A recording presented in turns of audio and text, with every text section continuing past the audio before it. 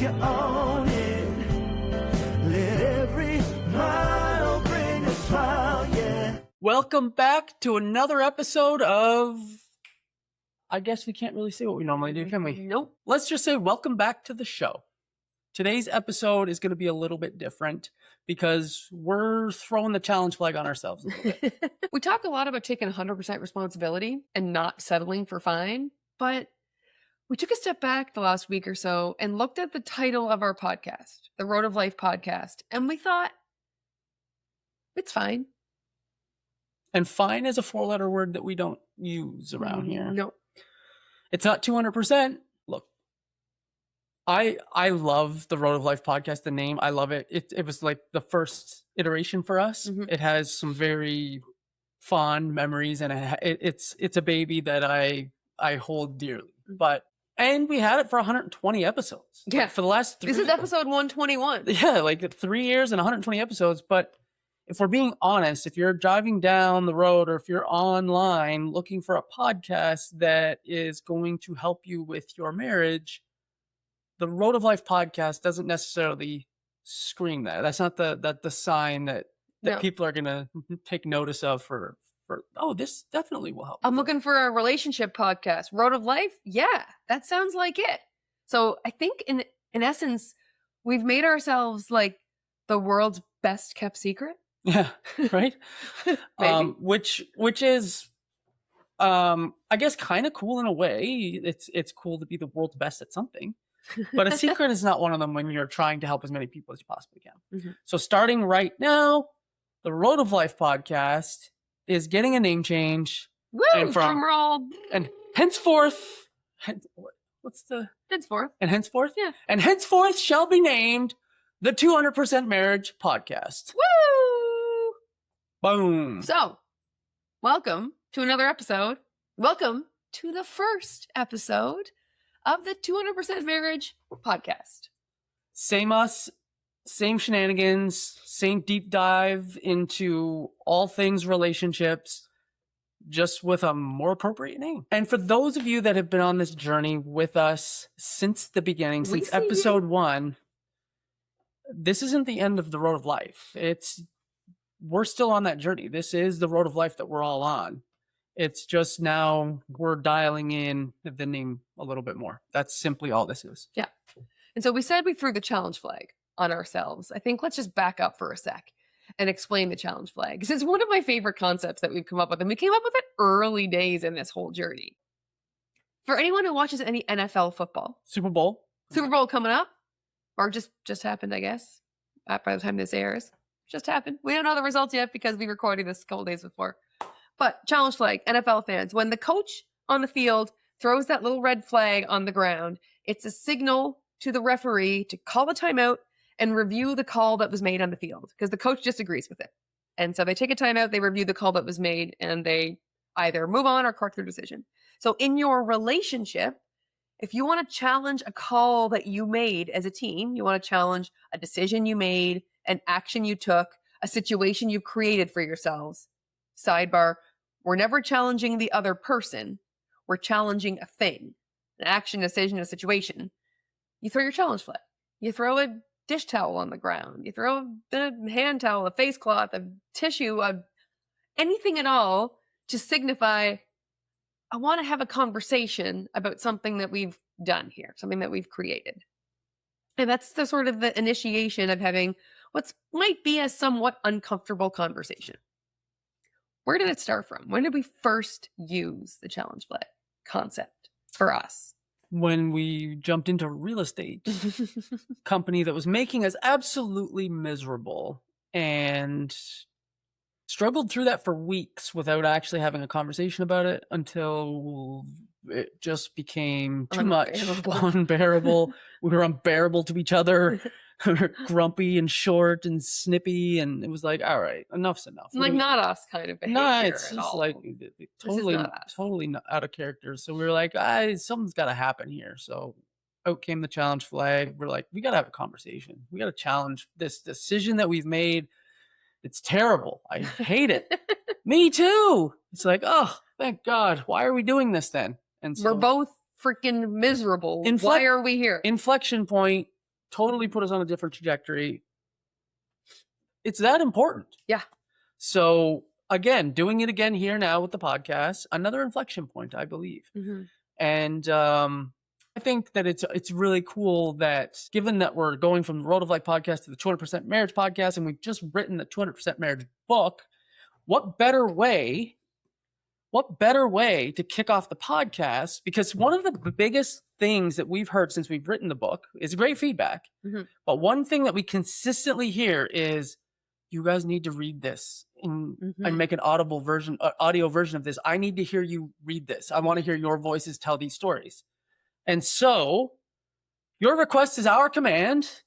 With the first many episodes of the Road of Life podcast, or the 200% Marriage podcast, that's going to take some getting used to. It is going to take some getting used to. But to. with the first few episodes of the 200% Marriage podcast, and I mean most of this year, we're actually going to record the audio version of this book, chapter by chapter. Every episode will be a chapter. We'll read the chapter, and then we will have discussions about the different points and behind the scenes stuff, challenges we had when writing it. Might bring some guests on to talk about different concepts. We'll have a really good time with it over the next however long it takes. Mm-hmm. And so I guess that brings us to the other challenge flag that we threw on ourselves when it comes to the podcast, is we changed formats for year 3. As of episode 105, we started bringing guests on. And in hindsight, we might have rushed into that a little bit. And so we're going to soften that approach a little bit, walk that back a little bit. We'll bring guests on when it's appropriate, but it's not going to go all guest. It's going to still be mostly us. Yep. So why not? What better way to kick this off than to start with talking about this book in this episode? And so in this episode, we're going to talk about the cover, some of the testes. That's what I call testimonials. Where they came from, how we got them, the table of contents. Most people don't talk about table of contents. We're going to, because we spent a lot of time on it. Because the table of contents is important, and we're going to talk about why that is. The dedication, all the things leading up to the first chapter. So everything else about this book, we're going to talk about in this episode, and then we're going to kick off the next episode with chapter 1. Mm-hmm. So without further ado, the cover. It's a funny story, this cover. When we wrote the book, we thought the cover would come easily after. Yeah. And it did not. It didn't. It was one of the more challenging pieces of it. We thought it was going to be a major hang up, actually, like delay the whole project. Yeah, we just didn't give the cover a lot of thought as we were writing it. We're like, oh, that'll take care of itself after. Mm-hmm. And we had someone who was kind of doing that work for us off to the side, and we're not going to name who it was or anything like that, but it sucked. Yeah, it wasn't good. Not that the artwork itself was bad, it just didn't match the vibe of the book or our energy and vibe. Like, just complete misalignment. Yeah, the cover artist didn't get the book, didn't get us at all. It looked like a wedding invitation. Very formal. If you haven't read the book yet, you will notice something when you do. It is it's the furthest thing from formal. Yeah. It is a very informal book. And so you can't have a cover that looks like a wedding invitation and it's like, oh, the 200% marriage, and they get into it and there's dick jokes. Yep, there's dick jokes. Just FYI. Sports analogies, swearing. It just didn't jive with the formal wedding invitation feel of the cover. There's a misalignment there. Someone who's looking for that kind of book opens this, they're going to be aghast at what they see. And similar to our podcast title situation, someone who's looking for our book, what's actually inside the content of the book, is not going to pick it up based on the cover. No. So we had a misalignment on our hands. For sure. And then we were on a call with some friends of ours, and we were just talking about it. And our friend Kit is like, Laura's really good at that stuff. And Laura's like, well, just send me what you've got. No promises. I'll take a crack at it. No promises. And then she hit a home run and sent the very first iteration of her first thought of the design was almost bang up. It was bang on what we were looking for. A couple little tweaks later, a couple iterations, and we've got the cover. And so we're really proud of it. There's some Easter eggs in there. It's a fun cover. It definitely embodies the vibe of the book. Yeah, and I love it's funny, and it's actually one of the testimonials in the book is from my aunt, because when she saw it, she said, congratulations on the book, by the way. The cover looks like you're going into the mountains to have sex. She did say that. And I was like, perfect. That's what I'm going for. I love that was your first Impression. inclination and impression of the cover. And so I think we hit a home run with the cover. Yeah. Laura hit a home run. Laura Brown, Life Design Duo. So if you need a book cover done, and if you need a penis drawn, she is your gal. She draws very realistic appendages. We will link to Laura's website below.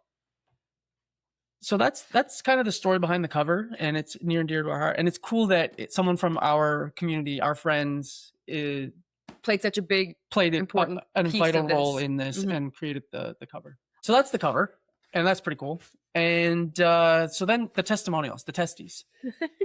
It's funny because most books, I think, they lean into the very formal testimonials, and we have some of those. We do. We have, but again, opposite of formal here. So we're doing things a little differently right from the very beginning. We got some people to read the book, and even people and to give us their honest feedback and their honest testimonials, and we used all of them, good and bad, and weird.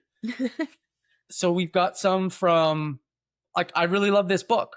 Also, you guys spell color wrong. Is that a Canadian thing? It is a Canadian thing. In fact, you Americans spell color wrong. You will notice when you read this book that color has a U in it, and that's just the way it is, because that's the how way we spell words. That's the way it's supposed to be.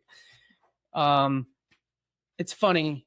There's some testimonials in here from our family, because as much as we love them, they do not get what we do. They don't get it. They don't understand our world. They don't understand what we're up to 99% of the time.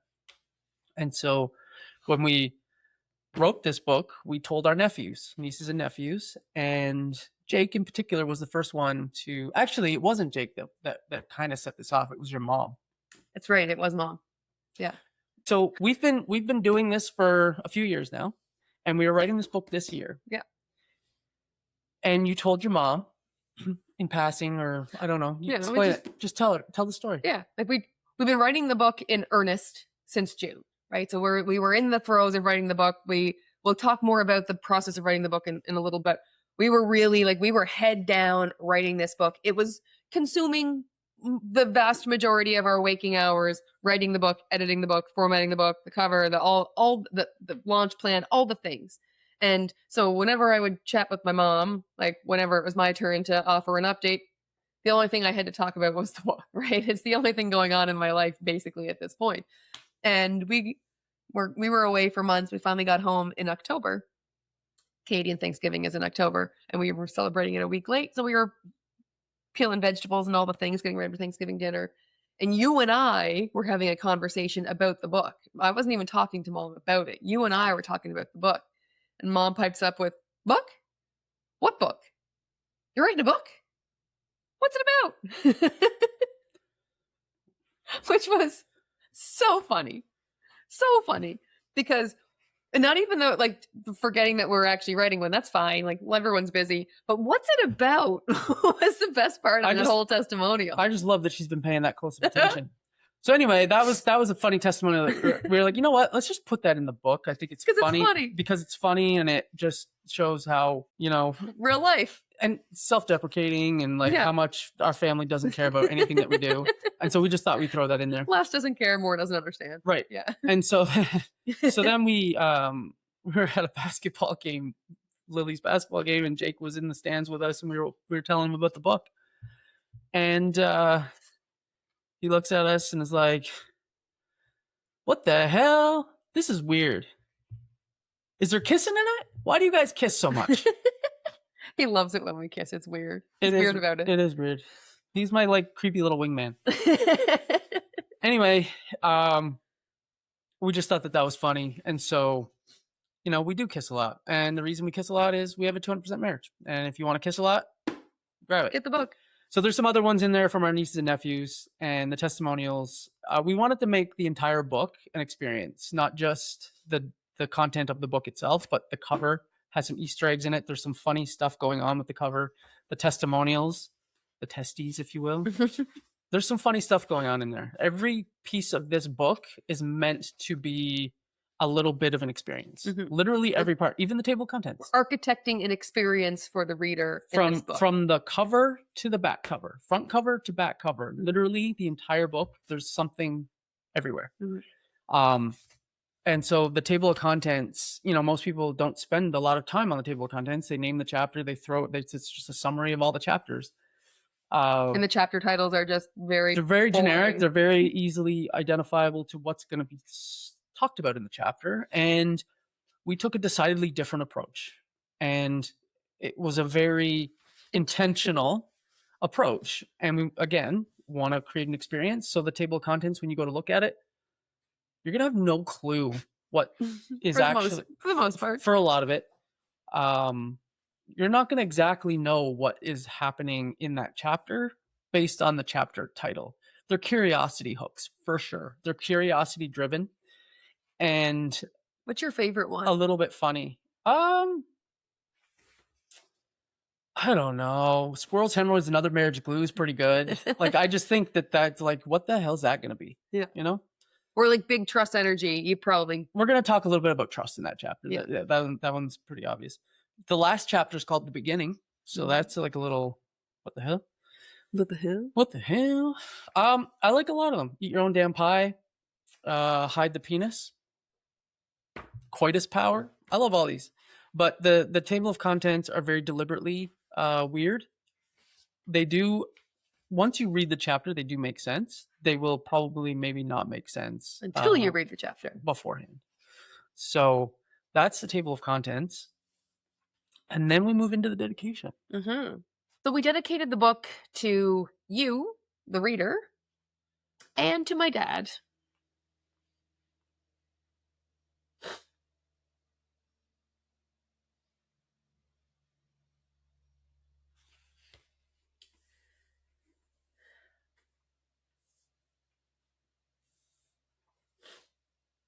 Because I think he'd be really proud. And he'd really like it. I think he'd think it was cool. I think he'd love the dick jokes. There's some artwork in it. He would love this book. I think he'd be incredibly proud. I think he is incredibly proud. And yeah, I think, well, this says it all. I know you'd love this. Rest in peace. And to you, the reader. Welcome to the jungle. Stay for the fun and games. Welcome to the jungle. We've got fun and games. And that brings us to the foreword. And the foreword is pretty special to us. It's written by our good friend Greg, and you know, we're going to read it here in a second, but he talks about it, how it's an incredible honor for him to write this. And it's an incredible honor to have him write this. It's really special. It's meaningful. And like the cover with Laura designing it, having the foreword written by Greg and having his name on the cover with ours for this book, it's a really special moment. And because we wouldn't be here without Greg. Greg is he's been such an influence in our life. A true story. You know, when we tell the story about, you know, being miserable in real estate and going to an event and getting told you should consider coaching, and then having us on stage to talk about relationships, that's Greg. Greg did that. Greg could see our greatness way before we could. Way before. And, you know, be forever grateful for his vision. He talks about vision in the foreword, our vision. But we're grateful for his. But we're incredibly grateful for his. And this book and everything that we do in relationships doesn't happen without him. We've learned an incredible amount from Greg, and it's incredibly meaningful. I was going to say humbling. It's also incredibly humbling to have him write this for us. So we will read the foreword, and then we'll talk about it. The Foreword by Greg L. Kimball. A coach is someone that sees beyond your limits and guides you to greatness. Michael Jordan. It's an incredible honor to write the foreword for such forward-thinking people. Entrepreneurs are endowed with a powerful, if sometimes challenging gift: vision. As I often say, if you have true vision, you can see farther than others, and you can see before others. That means, early on, friends, family, and colleagues may think you're a little crazy, because you're speaking about something only you can see. Watching Meredith and Craig's journey has been a privilege, an honor, and a blessing, not only as entrepreneurs, but as masterful relationship coaches. They've become close personal friends, and I have immense respect for them. They once found themselves shackled to the idea of trading time for money, yet they knew something inside of them needed to be released. They recognized that the world needed what they uniquely offer: a powerful, practical, enjoyable approach to relationship coaching that changes lives. Seeing their vision come to life through the trials and tribulations of entrepreneurship has been inspiring. But what sets them apart most is their craft. They aren't just two of the greatest human beings I've met. They're also in the coaching industry for the right reasons. They genuinely help people. They take the time to understand. There is no guru mentality. If they don't know something, they seek answers and consult trusted experts in their orbit to make wiser, more informed decisions. That's what makes a great coach, and more importantly, a great human and a lifelong learner. They're among the most curious, creative practitioners I've had the pleasure to coach. Today, I get to watch them coach others, saving marriages, transforming lives, strengthening partnerships, and empowering people into the next evolution of themselves. The honor of writing this forward means a great deal. Meredith and Craig have not only allowed me to guide them, they've helped me explore what's possible in coaching. They're filling a gap that our industry and frankly humanity needs. They don't just talk about relationships. They provide repeatable frameworks, tools, and strategies that move people from conflict to connection, from confusion to clarity, from good to extraordinary. While their work certainly elevates marriages, it extends to every human connection: business partners, families, friends, all of the important relationships in your life. They are true relationship experts with an uncanny ability to be whatever's needed: a guiding light, a lighthouse, a flashlight, the duct tape, the scaffolding, the renovation plan, the building process, the blueprint. All of the pieces it takes to create, rebuild, and elevate relationships beyond what people thought was possible for them. They are compassionate and deeply caring. It's been a joy to watch them grow, and just as importantly, to watch them help others tap into their humanity and grow together. It's my honor and privilege to be part of their story, because I know that being part of their journey has helped them push their tools, practices, and energy out into the world. Their principles, methods, and dedication to who they are and to this thing we call life will make them catalysts in countless other people's stories, helping humanity show up at its best. I know you will enjoy this book. I love Craig and Meredith with all my heart, and I know this is just the beginning for them. Even though I started a company called The Final Percent, this is only their first percent. I can't wait to see where this journey takes them and how many people on this planet they'll help through their remarkable relationship coaching. Greg L. Kimball, speaker, coach, perseverance expert, The Final Percent. That's pretty cool. And he's 200% right, because what he's saying in this is that we're fucking good at what we do. And he is correct.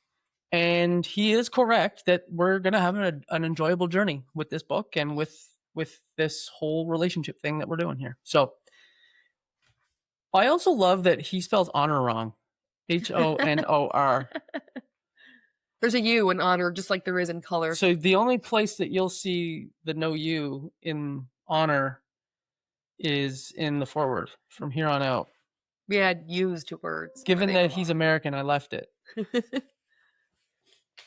Going forward, you'll see the U. So that's it for the first episode of the 200% Marriage Podcast. And we're excited for the rest of this journey to read the book and get our voices in your ear holes. I'm excited because we're going to also chit chat as we go through the book. We'll read the chapters and then we'll chit chat. Yeah, around some cool behind the scenes stuff. You can only put so much in a book before it becomes like, what's too much? Like, you have to cut stuff, and so You'll get a little behind the scenes on the cutting room floor of kind of, maybe a little bit more detail on some of the stories that are in here. You'll learn more about us. Yeah, it'll be It'll be a vulnerable. wild ride. It'll be a vulnerable situation, but That's what we're in for. that's how we grow. Yeah. So thank you for being a part of the first episode of the 200% Marriage podcast, but it's the 121st episode of, I guess, our podcast Our journey. podcast journey. For So, sure. we appreciate you, and we will see you next week for chapter 1. What the fuck are we doing here? Is that the name of it? Yep. Chapter 1. What the fuck are we doing here? See you next week. Grown up life, yes, you are.